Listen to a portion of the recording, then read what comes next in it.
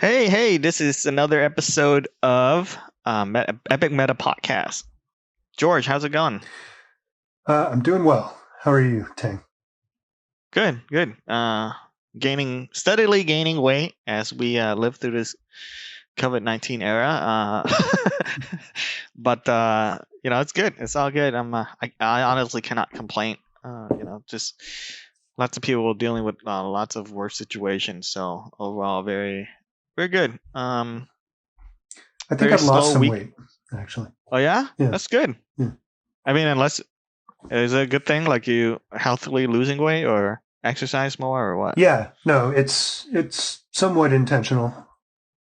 That's good. Nice. Yep. All right. So in this episode, I don't know. Did we do a small preview last one? But I don't remember. I don't think so. Let's proceed as if we didn't. So for our viewership or audience today, we're going to cover 1984, the novel by George Orwell, and we're actually going to do two parts. So today it's this first part of the coverage, and we're going to get into more of the world building aspect and beginning part of the novel because I can't finish it, and also recording time. We might not be able to record and discuss everything in detail and length if we talk too much. All right, want to start us off? What do you want to attack first? Yeah. Okay. So I guess we should discuss the world. So the world in 1984 is divided between three major superstates. There's Oceania, which is the country in which the protagonist Winston Smith lives in. He lives in London. And Oceania is comprised of North and South America, the British Islands, South Africa, and Australia. And yes, I don't want to interrupt you. Did they state that somewhere? Because I had to keep guessing when I was reading. No, it's very clearly stated in the book.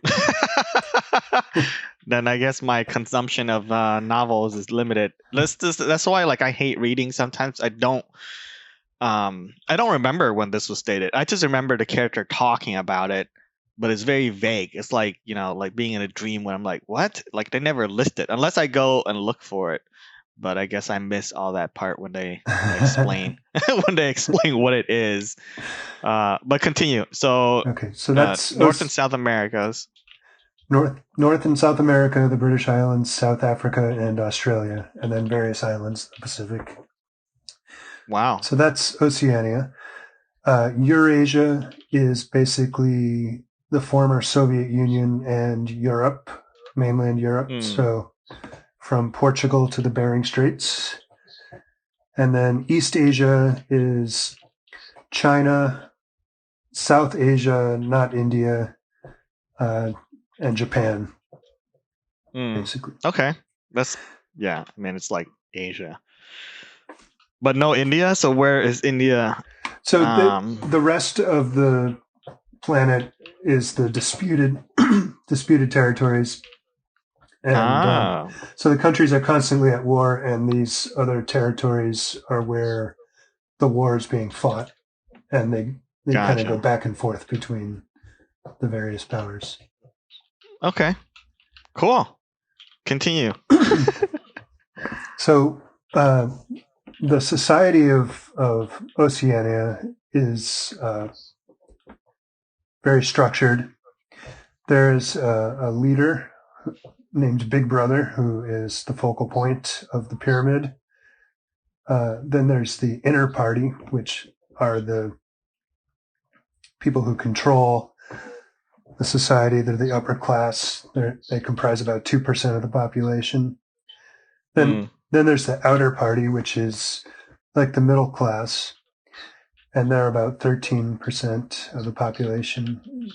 Then there's the proles, or the proletariat, who comprise about 85% of the population, and they're the ones who do manual labor and that sort of thing. How do you... Yeah, thank you. Are there more? Well, and so even below the proles, there's the slave population, which live in the Right. disputed territories that when one of the powers takes over that territory, they put them to work. And Right. Okay. How did you? So I've for the listener, I actually read half the book. Again, this is my second time reading it. So it's not like I didn't read the information. But how did you get the percentage? Is this in the book, or is this like post research material in some like fan Wikipedia stuff of 1984? Like, was this? Okay. Well, in the second half of the book, I guess you didn't get there yet. Winston reads the book, which is Emmanuel Goldstein's book. Emmanuel Goldstein is the enemy of the party. He was apparently like he was originally like a high ranking party member during the revolution, and then became okay. So anyway, in that book, he listed all the stats. Yeah. Okay. Yeah, and I did get a frame of reference when this is my second read, and I guess my first read was so long ago that I kind of forgot, and especially with this medium, I don't retain as much. But now I do notice the second time rereading it that they mentioned blue coveralls a lot. Yeah, so the uniform of the outer party are blue overalls. The inner party wears black overalls. And then so my first half, were we exposed to the information already or not yet? Sure. The black. No, yeah. Okay. Yeah. So I remember just blue overalls. I didn't remember there was a uniform. And then okay. So that's the structure of the Oceania government, where our main character is Winston Smith. And so it's a complete police state. So the inner party has some freedoms, but we don't really see much of them. The outer party is constantly under surveillance, and they have what's called a telescreen in their apartments, and they can be observed through the telescreen. It's like a television in that it displays programming and propaganda and stuff, and they can never turn it off. And but they can also be viewed through it. So they're constantly under observation. They're constantly being scrutinized to see whether they have unorthodox behavior or thoughts. Even there's a police force called the patrols that is like a normal kind of police force that maintains law and order, but then there's the thought police, which are more mysterious, and they basically hunt down people for having politically unorthodox thoughts. Which every time I hear thought or I read Thought Police, I was thinking of another movie called Minority Report. Have you seen that? I hope to God you have. I've seen it, but I don't recall it in detail. It's literally Thought Police, like being perfected into a concept in a movie. I have no unless we ask the director or whoever made the movie, if they got it from 1984, but it's quite literally the same the exact definition of the concept itself. Is Tom Cruise in that movie? Yeah. Okay. Yeah. If you're a sci-fi fan at all, you got to have seen it. Otherwise I wouldn't. There's a time travel aspect to it, right? Because they're arresting people before they actually. There is no time travel. There is only thought policing. So what they do, his unit is a special police test trial unit that use psychic mediums to literally predict future crimes. So they arrest people almost like the minute before or the second before. And so they're trying, because of course it's controversial in this universe, and they didn't want to arrest people unless they're, have already committed a crime. But what they're trying to do is just do it the second right before. And and so yeah, everything evolves to that point, and it's a little bit more futuristic than 1984 in regards to technology, Mhm. but it's literally the same concept, and yeah, it's like, George Orwell's kind of amazing to I don't know what his envision or what his vision was for Thought Please, but looks really advanced in regard to the writing that he did for the time. So yeah, that's pretty cool. Yeah, so Any other police force? the thought police can't actually read people's minds per se, but they can observe their behavior, and if there's even the slightest indication that they're acting inappropriately, then they'll arrest them. Yep. Black bag. Yeah, I brought up V for Vendetta pre-show. It's is another I mean, almost exactly how this world is built is, for V Vendetta was built that way too. There's no, independent thinking. There's no criticism. You voice anything, and then in some sad ways is our current society as well. Not just our country, but the world we live in have other countries in powers. So it's I remember when I was in college reading this, I was reading it for fun, not for class. I was just thoroughly depressed. I think this world building part, and I guess that's why they don't want high school students to read it, because I remember reading Animal Farm in high school. I don't know if you've ever read that book. Yes, I have. I did not like Animal Farm. Not as anything, but basically, it's just really boring to me, and it's just repetitive, right? But I think whoever was in charge determined that this is more appropriate to read at high school than 1984, mainly because I thought, I was like, why didn't they do this? I was like depressed for a week. Well, and then, of course, life moved on, but my God, this world that he built was so good in a way that he writes. It never feels overwhelming to me. Sometimes when you read other stuff, I feel overwhelmed, and I'm like, I don't understand this part really good, but the way he addressed it, makes it easy to consume for me. So, what about you? Well, I read both 1984 and Animal Farm in high school, and those, I believe, were required reading for most high school students for many years, it's probably because of the Cold War.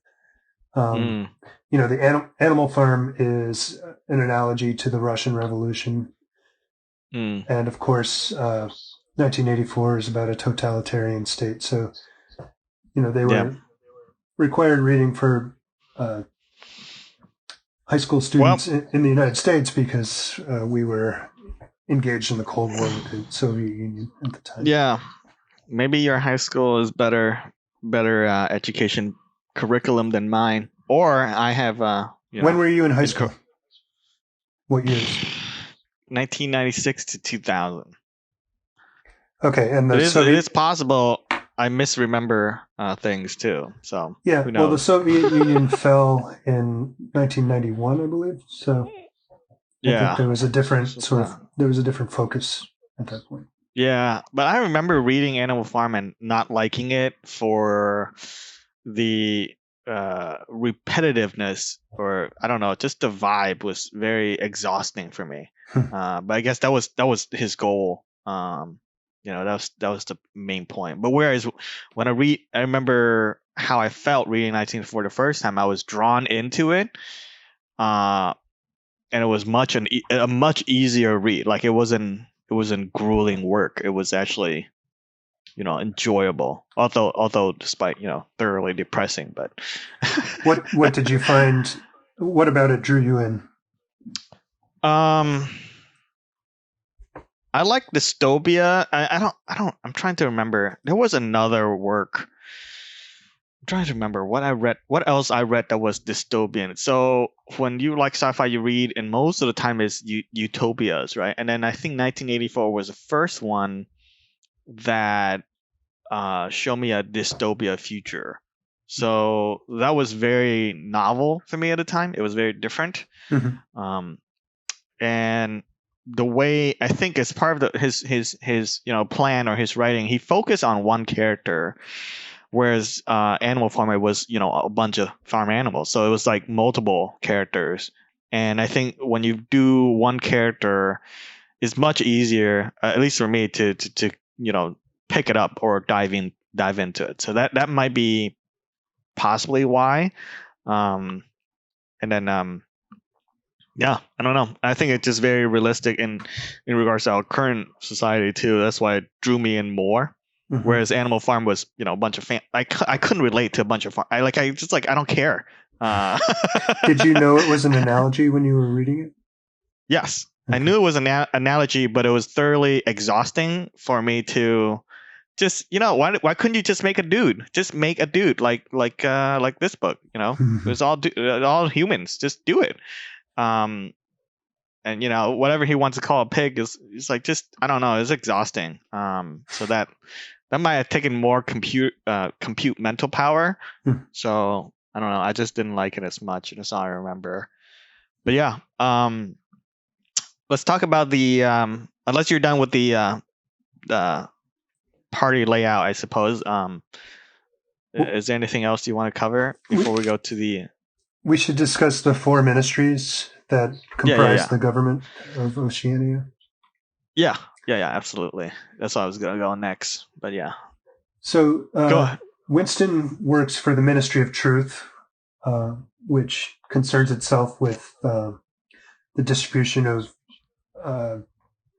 arts and entertainment and news, and his specific job is to update or to.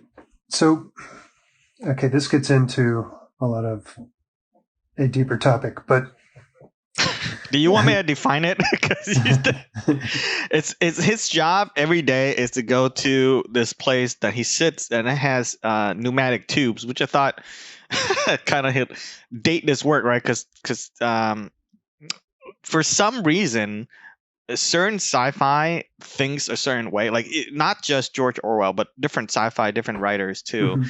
Pneumatic tubes and tube technology. It's like how they think the world is going to become. It's just funny to me. But he's sitting in this place, he get information passed to him, and he updates and or basically change history. And that's his job. Among thousands of other people, that's all they do. They constantly update and change history. So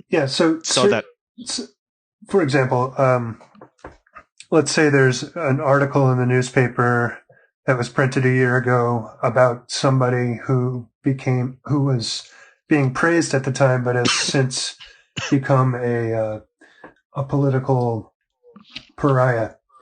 What the party will do. So the party is the political organization that runs Oceania. It's just called the party, and the party is run by the inter-party members. But so if there was an article that was written about somebody who became sullied, it would be Winston's job to go back to that article and either take that person out of the article or change the article such that that person was sullied at that time that it was written. And then all the original versions of that article are destroyed. And so the past is thus updated. Yeah. So that's... I'm going to assume... go ahead. I'm going to assume our audience is familiar with this work, but if for those that, on the off chance you haven't read it, it's basically North Korea in regards to his department. They control everything, including the past. So they're never wrong, period. And that's his job. Yeah. So that's the Ministry of Truth. And as you can see, the Ministry of Truth concerns itself with lies. So there's like a double meaning there. But they're actually creating truth through lying. Mm-hmm. So there's always this play of like words having contradictory meanings in this book. So the other 3 ministries are the Ministry of Plenty, which deals with actually keeping society on a starvation level Mm-hmm. for political reasons. The Ministry of Love, which deals with law and order and torturing people to think in a politically orthodox manner. And then the Ministry of Peace, which concerns itself with the wars that are continually in operation around the world. So there's constant war between Oceania, Eurasia, and East Asia. Now, sometimes two of the powers are aligned and fighting the other one. Mm-hmm. And anytime they switch the arrangement, the Ministry of Truth has to update all previous sources to indicate that they've always been in the present alliance that they're in, and always been at war with whoever they're currently at war with. Yeah. Pretty conclusive, like pretty good way of building out the the different ministry, which is like in modern or in our literally real life. Sometimes I hear minister of something and I'm just have a bad taste in my mouth. I'd rather have you call a chief or department head or any other terms, right? When I just say minister of something, I'm like, oh, here we go. It's just this vibe I get, and I would say for the most part is this book, but other similar works also kind of steer my taste or my conceptions or perceptions the same way. So it's very to me it was very powerful, and reading it I was just immediately drawn into the world. I'm like, yep, that's exactly, this is how I would do it if I was a bad guy. I don't know if you ever play city builder games at all, or like SimCity. Yeah, similar to SimCity, but there's other variants out there. A lot of time it's it's very benign. Yeah, very very friendly, benign. Keep the circle of economics going, but you could totally play it. There is a YouTuber that I forgot his name, but he played games the wrong way, and he would do crazy stuff, and it's hilarious because the game wasn't designed to do that. But you can totally be completely in control and just run things a certain way, and that's exactly when I was reading the second time. I was like, oh my god, it's literally control on everything that you can have a choice in. You just take choice away. Mm-hmm. And then reverse the definition of all the words,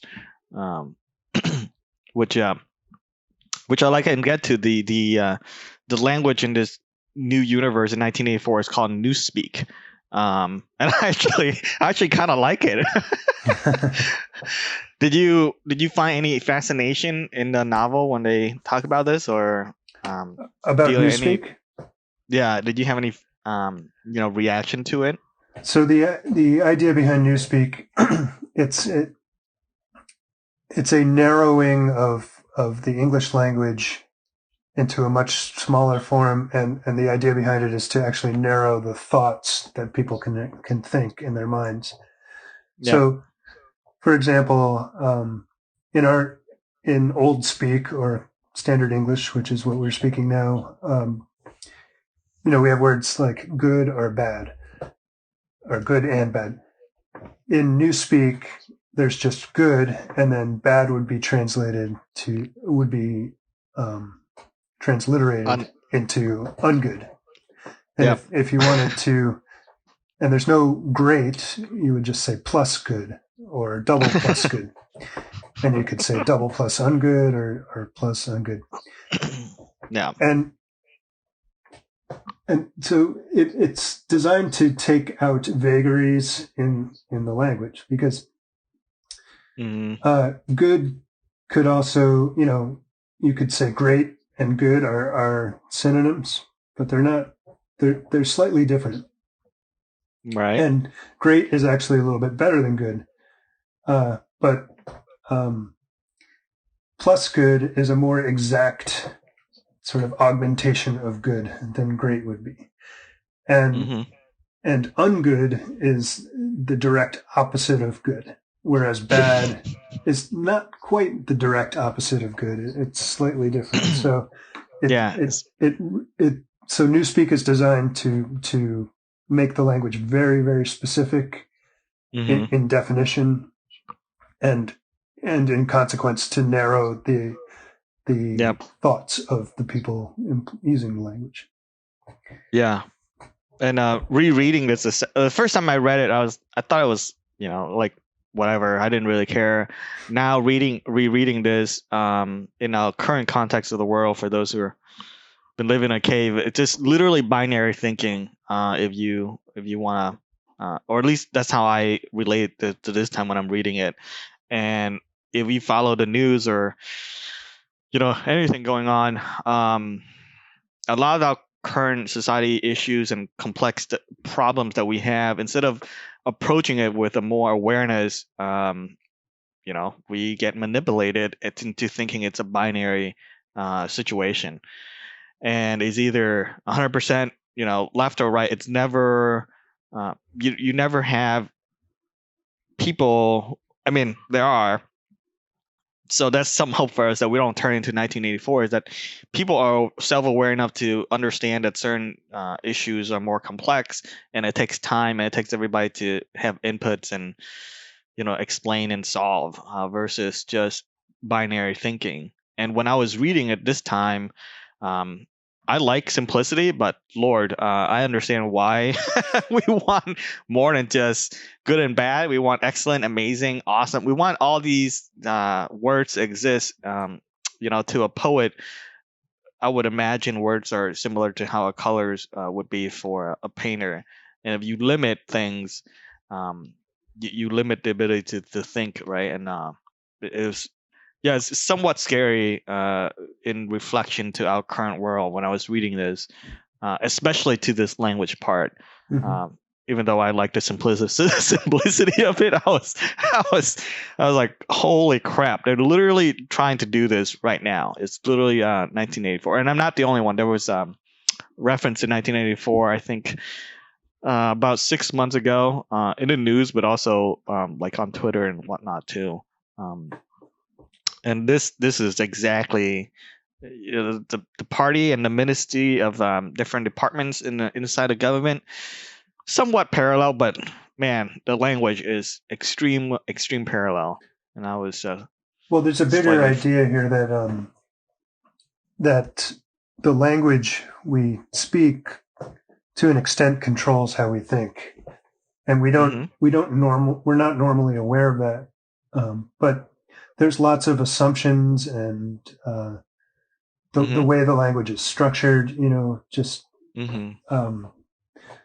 shapes the way we formulate ideas and that sort of thing. So you haven't seen Arrival yet, right? Either after the first episode. No, I haven't seen that.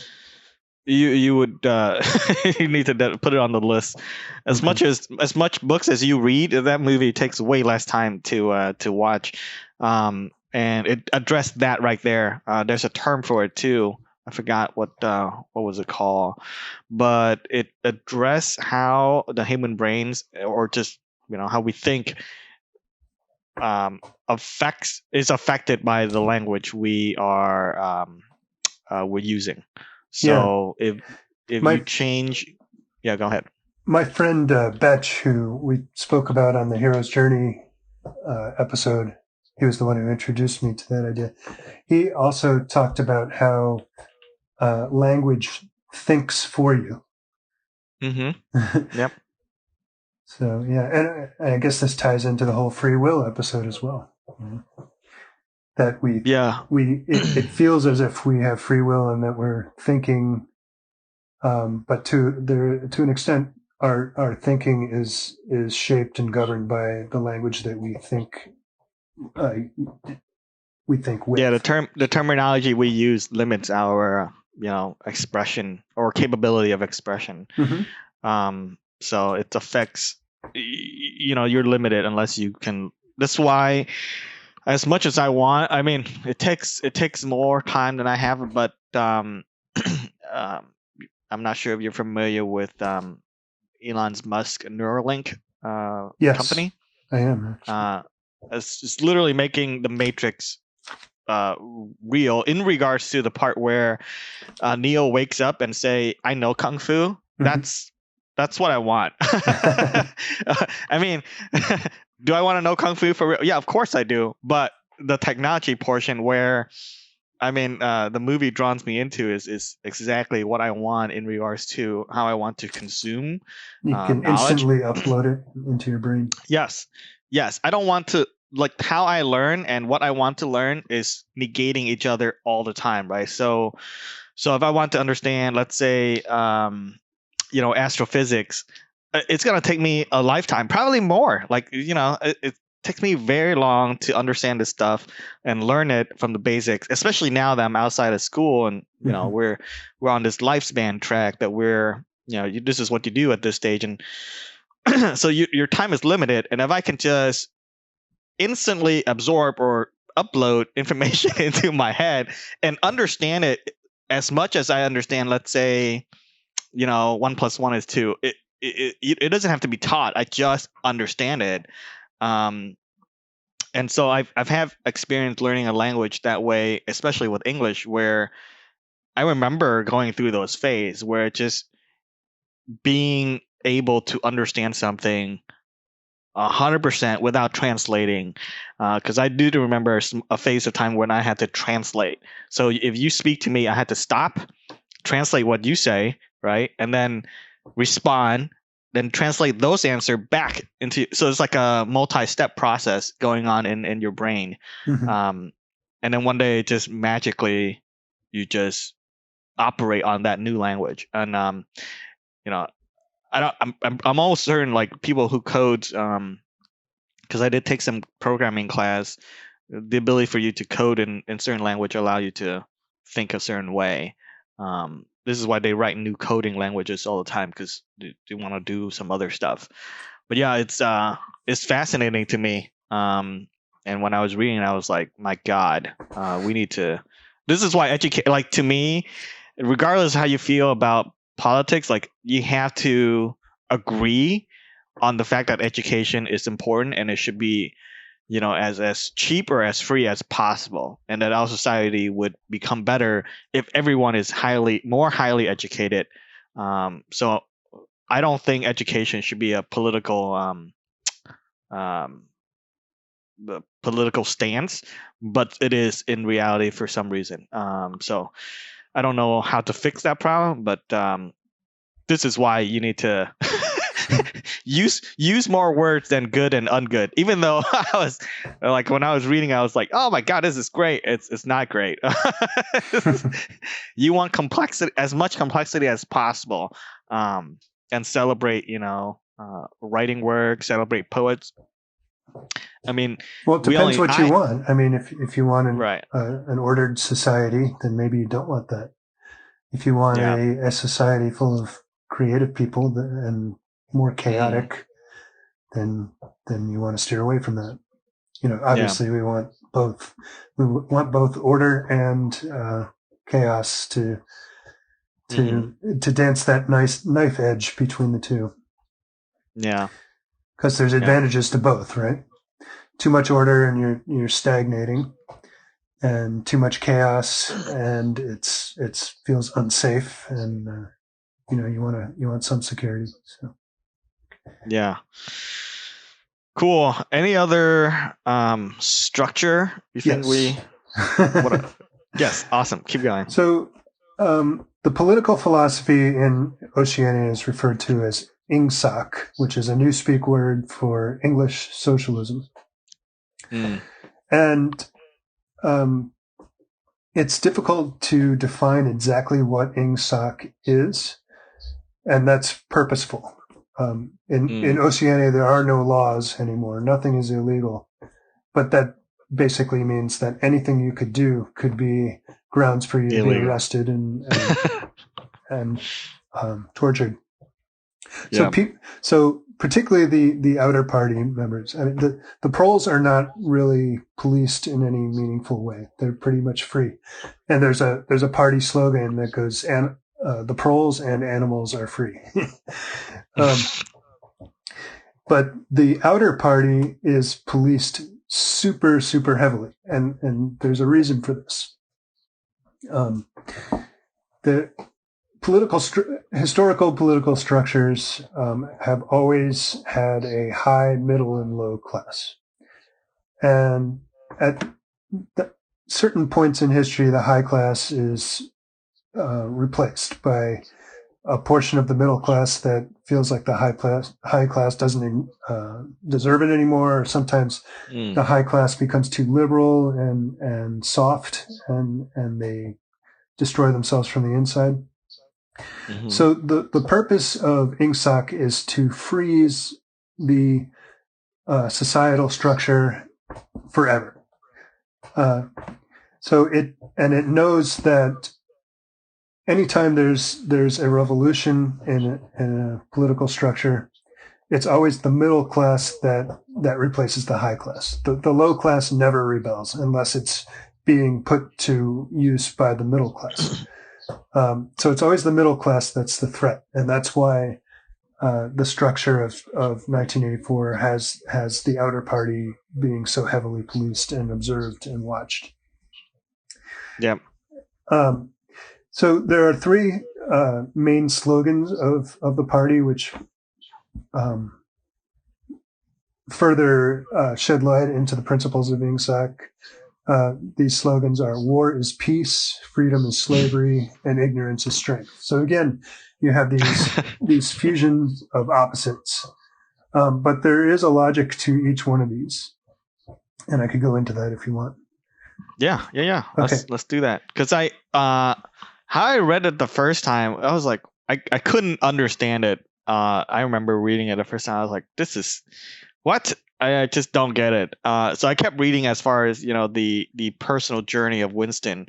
But as far as some of the stuff, I kind of glaze over because I didn't have anything to kind of reference it back to, because 1984 was my first, dystopian universe sci-fi stuff for me to kind of understand. So it was really hard to bridge that gap. Whereas now I have, I don't know. Some of the other stuff that I bring up, I kind of get it now. But the story of Winston is him coming to an understanding of all this. Like, he doesn't really understand it. He just finds himself in the midst of it and trying to survive as best he can. But yeah. So by the end of the novel, he comes to a better understanding. But so let's look at war as peace.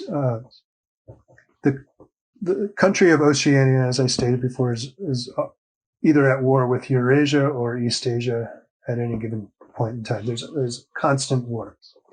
And the reason for the war is twofold. The main reason for the war is to keep the level of comfort inside Oceania at a very low level. So people are constantly on the brink of starvation. They don't really have much in the way of physical comfort.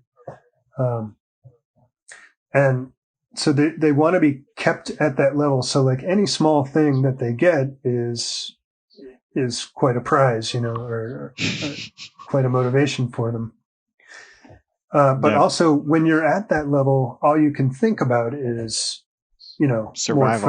More food, survival. So once you're comfortable, then you can begin thinking about philosophy and the structure of society, and whether the structure of society is something that how you want it, So they talk about this later in the book, like, okay, so we want to, society has to be productive, but we have to destroy what they produce so that the level of comfort doesn't rise. So how can we do that? We could either, we could produce a lot of goods and then set them on fire, or we could dig a big hole and fill it back up again, or we could build pyramids or something. But none of that has the psychological impact that war has. Because, so when you're at war with another country, people band together in patriotism because their survival is at stake from an external source. And So there's that part of it, but then there's also the part that war destroys the surplus goods as they are created and does so in a psychologically acceptable way. And so in this, because in this sense, then war maintains the fabric of society. It keeps all political structures stable and in a sense keeps the peace. So in that sense, war is peace. Yep. I understand it now, but I was like, yeah, it's ridiculous. But it also eliminate binary thinking with the it reinforces, right? So one part of the government reinforced it, the other part. So limiting language, and then of course limiting the party slogans. You always chant it. And they have all these little tiny things built into your life to make sure you're always on track. And this is one of it. The party slogans are always. Did they ever state it or repeat it in their daily schedule, like the 2-minute hate, or it just like Did they ever state what? The party slogan itself? Like if they have a piece of news, then they state, war is peace, or you just. So it's written on it. It's displayed on posters. It's written in. It's engraved in the currency they have. It's engraved on the Ministry of Truth itself. Because Winston is an adult already in this universe, and the party took over while he was already, I guess, an adult, but it never covers, or unless I, missed that part where. If you were a child growing up, this is definitely be taught in school as well. And they covered that a little bit, but I don't remember specifically an example. But war is peace. So there was some of the history is outlined in the book. There's World War II basically happened. Like the history of 1984 is the same as our history up until about the end of World War II. And then in the 50s, there's a nuclear war between the United States and Soviet Union, and that disrupts things. And then after that was the revolution that brought into power the party. Yeah. I don't remember the first time, but rereading it, because it was only covered by one sentence this time. And I remember I was going to take notes on this, but he actually, this is not post-apocalyptic, but post-nuclear. Like where he lived, they actually have, I don't know how many miles away, but there was a nuclear bomb dropped on them. He mentions a nuclear bomb was dropped on Colchester. I'm not sure how far away that is from London. Yeah. But so that's part of it that I missed the first time, but kind of reinforces. It helps to have the party. It helps the party get control because of stuff like that. So cool. Let's move on to the next slogan. Well, let's move on to ignorance is strength, which is similar to war is peace. Essentially, if the population is ignorant, then the party can maintain control over it. So that's why education is not a priority for outer party members, and certainly not for the proles. It's the outer party is educated. There's like a period of schooling when the kids are young, but it's very propaganda laden and very. They talk about how when a person reaches the age of 16, they take an exam which determines what social class they'll be moved into. So a child of outer party members could take an exam and score well and then become a member of the inner party, and vice versa. But the proles are not allowed to join the ranks of the party, nor would they want to, as far as I can tell. And did we already cover that Winston is an outer party member, in a part yet, or no? Not. I I don't know if we specifically stated that, but yes. Let's cover Winston real quick after the next slogan. Okay. Freedom is slavery is a little bit more nebulous. And okay. So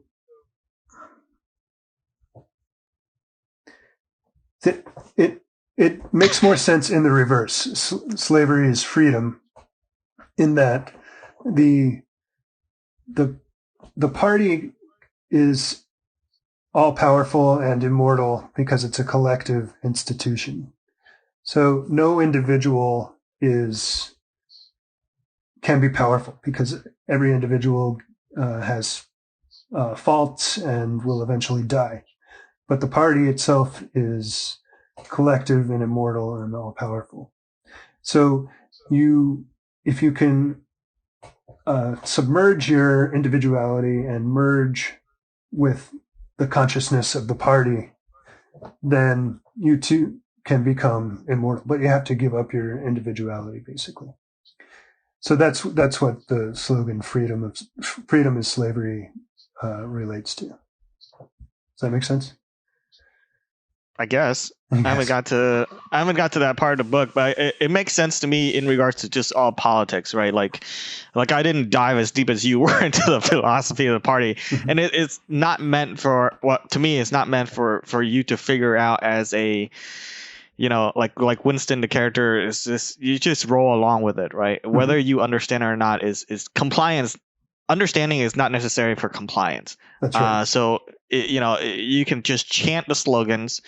In their daily schedule of living, sometimes they have 2 minute for hate, and they have this broadcast, and everybody stands up and shout and go crazy at hating something, whatever the parties deem, and then typically they chant these slogans out. So whether you understand it or not, is not necessary. But I understand freedom is slavery in regards to,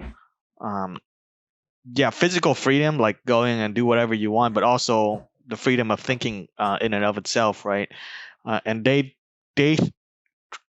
fear is important in this world because you're always at war, and if you, whether you physically leave or mentally leave and not follow the structure that they built, they want to scare you, and so to associate freedom is bad, they say freedom is slavery. So which is like super counterintuitive. Like it's like saying 1 is 2, but that's how they reprogram or redefine that word in such a way that you lose the actual the word freedom itself. And same thing with all the other ignorance is it truth, right? Ignorance is strength. Strength. And so each of those words that Winston can remember, now he's slowly losing it, and you just can't think of it anymore, much less define it or try to even have it. So yeah, let's cover Winston, because this this whole book is about him, and I don't remember as much, so rereading it really helped clarify certain things. He's actually around my age in real life, like 38, 39 or something. Is that correct? Yes. So, yeah. So I this is like super personal this time, because the first time I was reading it, is to me he was just like an old dude, like this dude is dead, like this is not the hero. I think it was the first time reading it I didn't like it, because it was it's still to this day, I like superhero movies and blockbuster for a reason. It's actually entertaining, but sometimes you just want that indie flick, and Winston is not. By all, like, everything you can compare against, at least for me, Winston is not the hero, and he's frail. He got some health issues. He couldn't bend, like, they have exercise in the morning. Exercise routine through the TV, and this is where it's super scary for me, because I remember, and no critique, right? It's just the way things are. This is very real. in communist country like China and Vietnam, for example, and I'm sure North Korea have way worse part. You like this is in school, so once you're adult is different. But while you're in school, you every class begin by the whole school getting together on the open ground or playground or something, and you do basically up downs and stretches, and then you start your day. So he had to do that, and he couldn't touch his toes. And then the TV lady yelled at him. And yeah, George Orwell's writing is really good because I saw that while I was reading. It was just basically a way for me to access the information through through writing, and I could actually see that in my mind how old and frail he is. His living condition sucks. Yeah. And basically they just work all day. They have some kind of extracurricular curricular activity, which is not your own. You're like almost demanded to go there. There's a community center where you have to sit and listen to lectures, and you can play table tennis and drink gin and stuff. And that's supposed to be fun. And then you go home and sleep. And basically you're just a manufacturing robot for the party.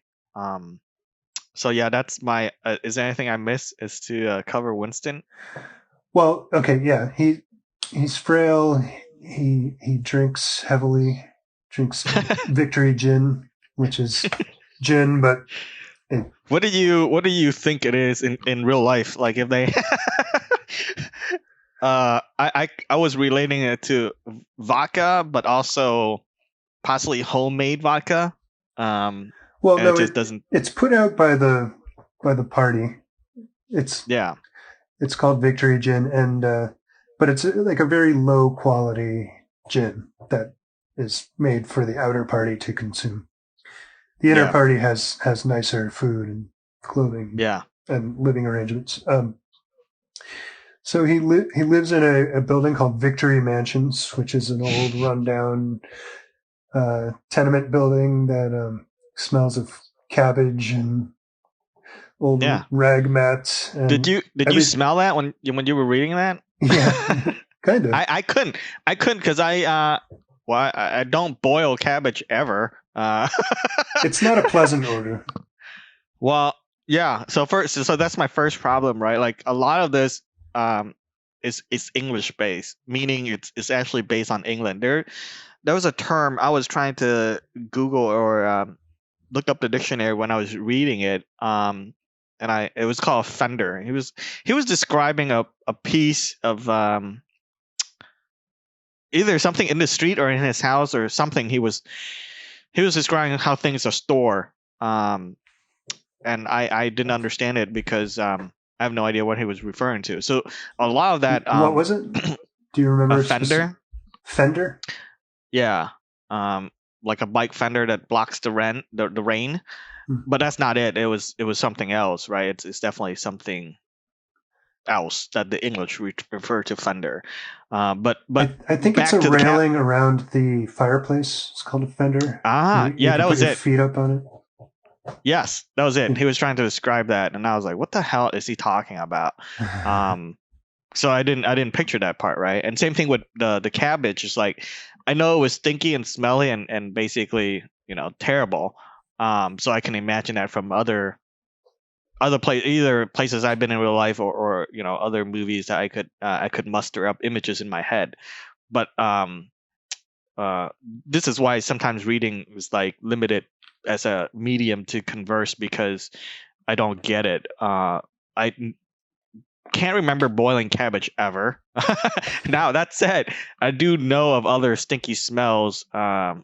Just because of the way food is made. Yeah, like but yeah, didn't know how bad it was. Now that said, I imagine some other worse situation, but he brought that up more than once. Yeah. How yeah. I was like, what are you eating, dude? Like, I don't know who he is. Like, why do you keep bringing this up? But yeah, to me that was, I don't know, it just kind of stood out to me. But he brought that up, and I was like, he really hated that smells in real life. I to keep writing it, but yeah. So yeah, sorry to interrupt. what else do you have to Okay, about so his building? well, in his apartment, he has a telescreen on the wall, so he's always constantly in fear of being watched and judged. But the telescreen is situated in such a way that you could. There's a small place to the side of it where you could sit and where he could sit and not be observed. And so the story begins with Winston sitting in that area. He came home from work for lunch, and he sat in the corner of his apartment where he couldn't be seen by the telescreen and was writing in a journal. And writing in a journal, even though there's no laws that say that it's illegal, it's a highly suspicious activity. You're alone with your thoughts. Yep. And he's being secretive about it. So if it was known that he was writing in a journal, that might be grounds for him to be arrested. Yep. Talking about that TV, Person of Interest is a modern TV show that's basically AI tracking you, and heck, even our phones today. I know it's somewhat fear mongering, but it's exactly what our current world. Which is why I brought up. I wrote down Edward Snowden for a reason. And the technology is certainly capable. We can easily become 1984 if certain things go wrong, and the technology portion is easily covered. Yeah. I don't know how fearful you are, or because I saw Person of Interest. I mean, I read this 1984 in college. I graduated college in business administration, but I work in IT, so I understand a little bit about that world. And then I went to the Army, and then I saw Person of Interest, the TV show, and immediately I was like, "Oh my god!" I freaked out because the Army took everything from me. Like there's multiple fingerprints that I have to do. Because based on the nature of our work, it was basically everybody in my unit is a secret. So there's essentially 3 levels of secrecy. I don't know if you know this, but there's secret, which allows you to whatever do your job, and then there's top secret, and then above top secret. That's 1, 2, and 3. Now, let's say you work in a Pentagon, right? There's 1, 2, 3, but there's also 4, 5, and it keeps going, right? And so when Persons of Interest came out, I was, paperwork, sanctioned paperwork allowed me to do top secret stuff, which is level 2. I thoroughly freaked out. I was like, they own everything. Because we had to take immunization shot before we leave. And then we have to do thumbprints. I mean, they literally could just have all my stuff, like DNA, everything. And so this TV show obviously didn't help. So I remember this TV show. I was like, I 100% agree with this. And so when I went back, I think maybe a year after, I literally just undid everything that I had for social media. Now I'm back on social media now, but it's it's, in my opinion, limited. That said, with the regard, if you watch any kind of documentary with Edward Snowden or listen to him talk on YouTube or anything, it doesn't matter. And so rereading this part, I think George Orwell is, I guess, all sci-fi writers is advanced enough to predict or imagine this universe. And I don't know if they imagine the same thing, but I think they imagine the capability to just the TV tracking you and hearing you and basically knowing everything about you all the time is certainly coming to fruition. Yeah, and there's so much passive information that you give to these social media sites. I mean, yeah, probably your active posts and whatever information you willingly type in. Yeah, it comprises a very small percentage of the total data that you're providing them with, just through your passive actions.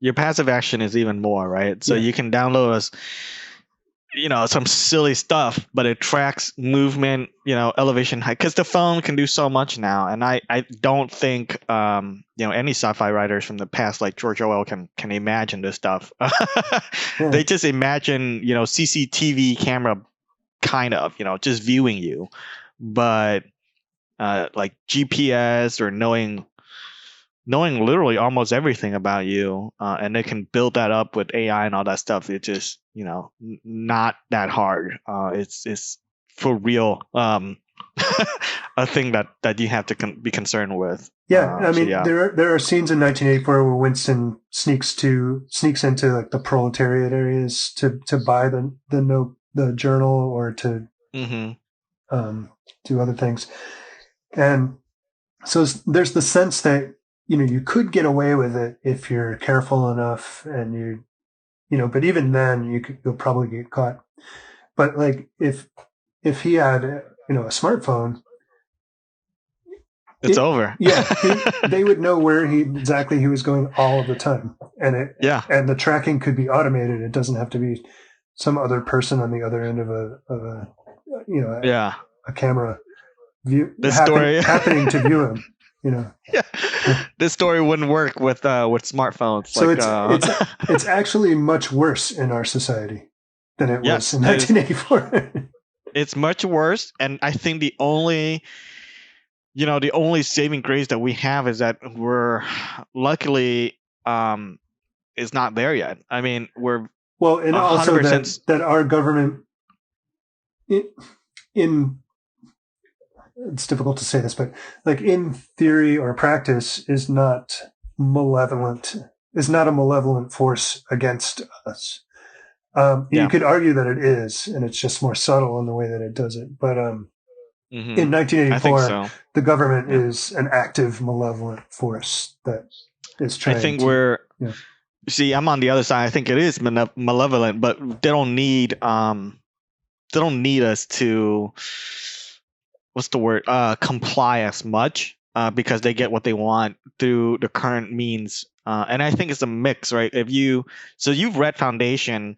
I've only read like a Wikipedia of it, but there's almost like two general themes, and I think Orwell and some other writers go with government, right?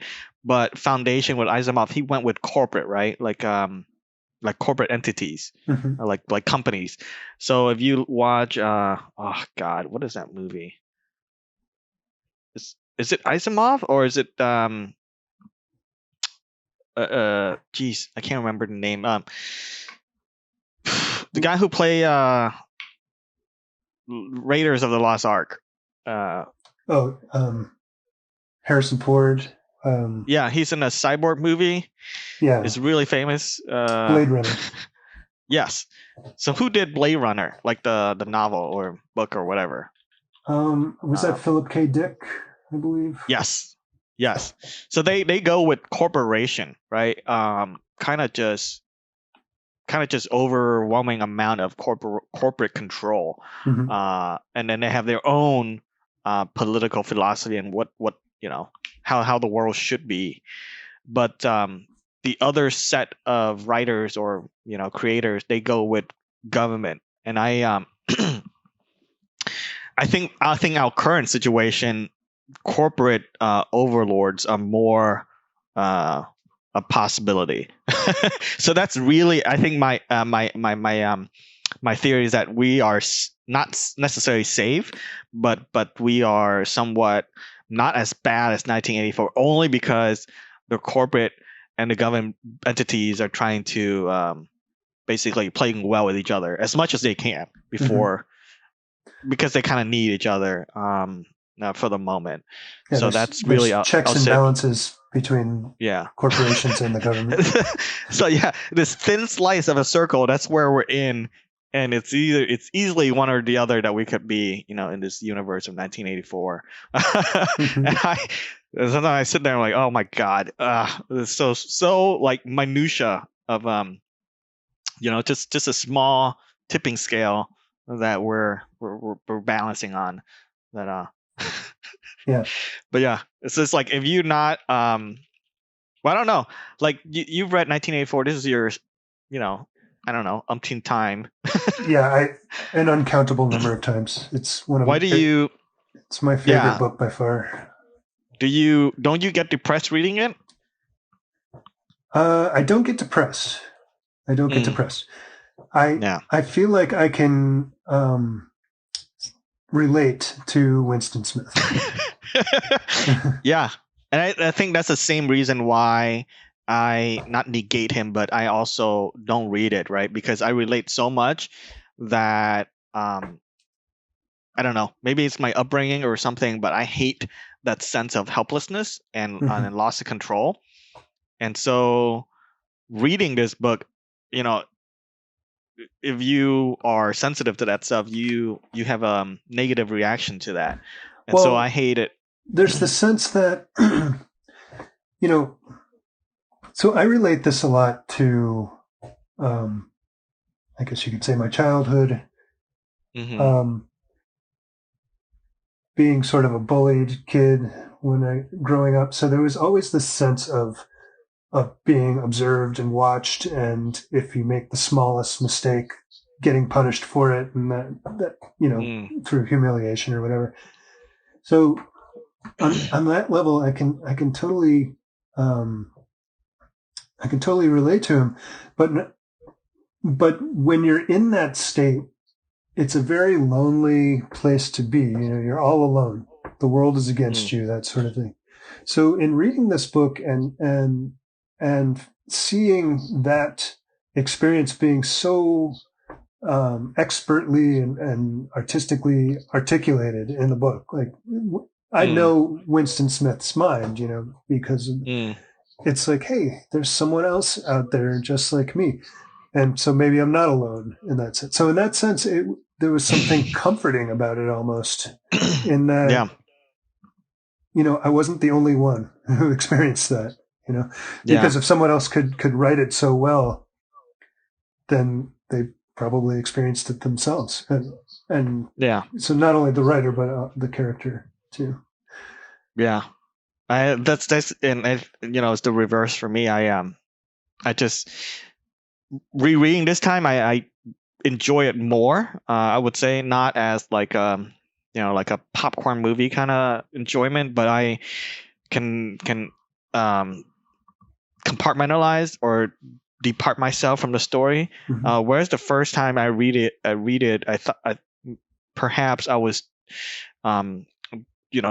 I just don't like for a long time I did not like unhappy stories, right? So it took me, I think, a while to the point where I start liking TV shows to end.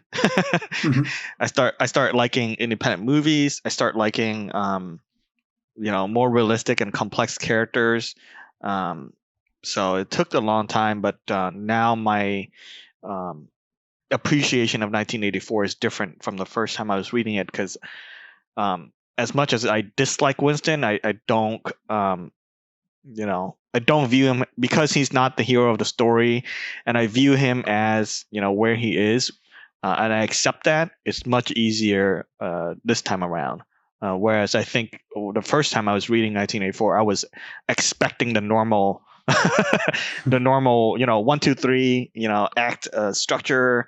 Any other blockbuster movie, character just win and happy ending and all that stuff. So expecting that and coming to this world is not recommended.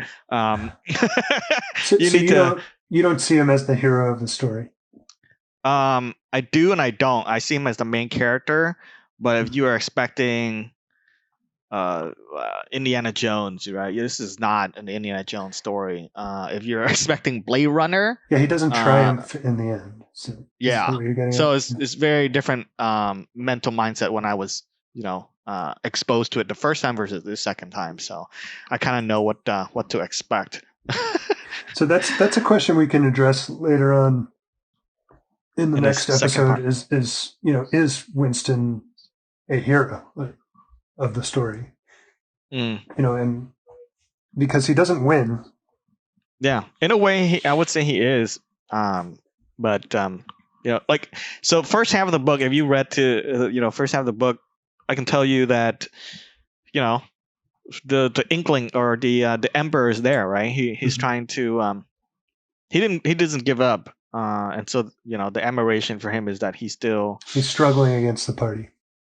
Correct. And as much as he want to and know that it's wrong, he started keeping a journal, which is so stupid. In my opinion, I was like, do anything else, man. But well, his life reached a point where he was willing to take that risk, just for his own sanity, I guess, or his own, I don't know, just to exert some individuality, some sort of striving to be free in some small, tiny way. Yeah. If you've seen, or you haven't seen it, or you've seen it, but you don't remember V for Vendetta, but I would, like, he still have some, and it's not a critique. It's just imagining myself in this world because, the celebration of George Orwell's work is so good that it draws people in, including, this time when I'm reading it, I couldn't help but if I was in this world, this is what I would do, kind of thing, and hide a journal. Like the first thing you do in any spy stuff is you don't connect evidence cannot be found on you. Period. Right. This is basic stuff, and I guess Winston didn't consume as much spy movies as I consumed. So his downfall is that he didn't watch as much, many movies as I did. But well, in a sense, he wanted to get caught, or he wanted his existence as it had played itself out to be disrupted, and wanted to change. Yeah. So. And who can blame him? Yeah, I was just thinking the whole time, and then that's this is what happens when you read something that's good, you start theorizing on it, but hiding the novel somewhere else, or the journal somewhere else would be the first, like in a brick 2 streets away or something, but you don't do it the way he did. But when you're I was gonna say, this is like many times rereading it. Did you find it any correlated to any recent piece of entertainment that you saw, or how do you feel about this time? There was something I noticed towards the end, so I don't know if we want to get into it in this episode, but I can touch upon it now. And it was about consciousness, and like when O'Brien is torturing Winston at the end, and he's talking about what is actually reality, he talks about something we've talked about, that consciousness is the only real reality, and there is no real world out there. Like, he actually articulates that, and I was surprised to see that, because I'd never seen that before, but I was probably never, in my previous readings, I was not familiar with that concept, so it probably didn't ring out to me. But I did see that this time. Yeah, so. I mean, like this time when I was rereading it, I keep remember, or at least once hear about the smell. Like, he cares about. Oh, the other thing I need to bring up before we end this episode is you're not a smoker, right? And I don't know if you ever smoked cigarettes before. I have smoked them in the past, but I was never like a normal smoker, or like just like when you're drinking or social activity. There was a point in law school where I would say I was addicted to them, but like I would think about smoking when I wasn't smoking, and that sort of thing. And so you were never a smoker. I mean, you're just comfortably smoking a cigarette. Were you ever like that, like multiple times a day? Yeah, that's my definition. Okay. Yeah, I did get to that point, but I'm no longer. I haven't smoked in years. I think George Orwell was a smoker, only because he keep writing stuff. And I don't remember reading it the first time I was a smoker or not. But now reading it, at least the first half, he keep bringing up cigarettes, and he keep bringing up the part where cigarettes are so badly made that the tobacco is not well packed, and so when you leave it or when you just let it burn for a second, it falls out. Yeah, those are outer party cigarettes. The inner party has nicer cigarettes.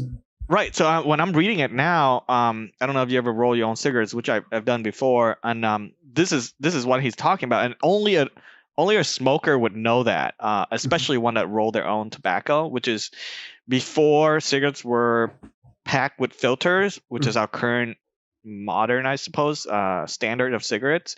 You roll your own tobacco, like tobacco comes in dry leaves and you roll it, right? And the quality of packing it, determine, how good you can have a smoke. And I think George Orwell was a smoker because he keep writing about how bad or how disappointing things are. Yeah. Well, I remember this book was written in 1948, and I believe most people smoked at that point. Yeah. Certainly in England. Yeah. And probably the United States too. Yeah, and now that I'm I don't know. I've quit multiple times. This is like currently I'm on a break, but I noticed that now more than the first time I was reading it. I don't know why, but I do to this. He's a nitpicker. He cares about, or maybe I don't know. Maybe I need to read Animal Farm or his other works again. But this one, it's all about the smells. It's all about like the little annoyances of life, and I'm not sure if he's actually like that, but he paints a very good picture. He's a brilliant writer. I think he's probably one of the best writers in terms of with an economy of words, able to paint a clear picture of what he's trying to describe. There are several times throughout the book where I marveled at, like, wow, that was just the right way to explain what he describes certain things that are, you would think would be difficult to describe, and he does it very artfully. So yeah. I'm trying to think of an example of that, but I don't have one ready in my mind. I copied a quote because I was reading on Kindle, right, and it's about it's his job, which is Ministry of Truth, like deleting history, right? And then it says, quote here, if the party could thrust its hand into the past and say of this or that event, it never happened, that surely was more terrifying than mere torture or in death. And I was this page 27. So I was like, holy crap, that's that's beautiful. Like I was like, oh yeah, that explain what I was thinking. It was just basically, editing history is not cool. But that's, if I was to write it, that was like, oh yeah, the party has the power to edit history, and it's totally not that cool. But the way he put it is so succinct because it wasn't, it wasn't overflowy. It was just basically stating the fact. And yeah. I'm curious, did he write anything else that you really like? I haven't read all that much else from him. I read some essays of his that a while ago, and I found them pretty dense and hard to read. I've read Animal Farm, but really 1984 is the crown jewel, I think. Yeah. Cool. Anything else stand out this time other than the consciousness part that you came upon? Yeah, but maybe we should leave that for the next episode. Next part. We didn't really cover all that much in this. I mean, we just cover the basic world. Now, if you read half the book, then he met his basically this female character. I forget, Julia.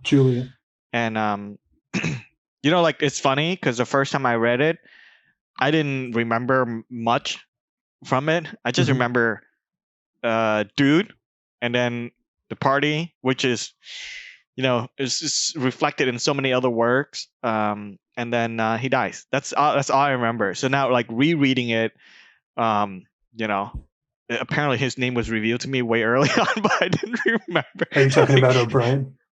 No, Winston Smith, the main character. Uh-huh. I didn't even like his name when it was revealed. was on whatever page, and it was like, oh, I believe that's page like 1.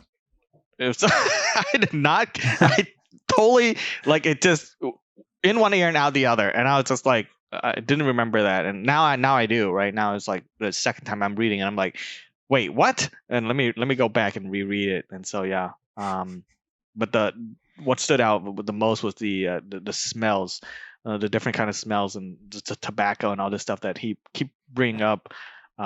Only because now that I know some of this stuff, I experience it differently, but totally missed it the first time. So cool. Anything else you'd like to say before we end the episode? Yeah, I mean, I think next time we should get into doublethink and mutability of the past, and there's other concepts that we need to parse out, but then also go through the narrative a little bit more. Yeah. All right. So good. That's all we have for this episode, and stay tuned for next one. All right. See you next time. See ya. Bye-bye. Hello, listeners. This is George with the Epic Meta Podcast. Thank you very much for listening. Did you know that you can listen to us on Apple Podcasts, Stitcher, and YouTube? You probably knew that one of those was the case, but the other ones are the case as well. Please be sure to click the like button if that's in accord with your reality. You can also share our podcast with your friends, give us a 5-star rating, and all of that. Please also give us your comments. Be very interested to read them. But more importantly than all of that, just continue to listen to the show. And as Thang would say, be good and be well until we meet again.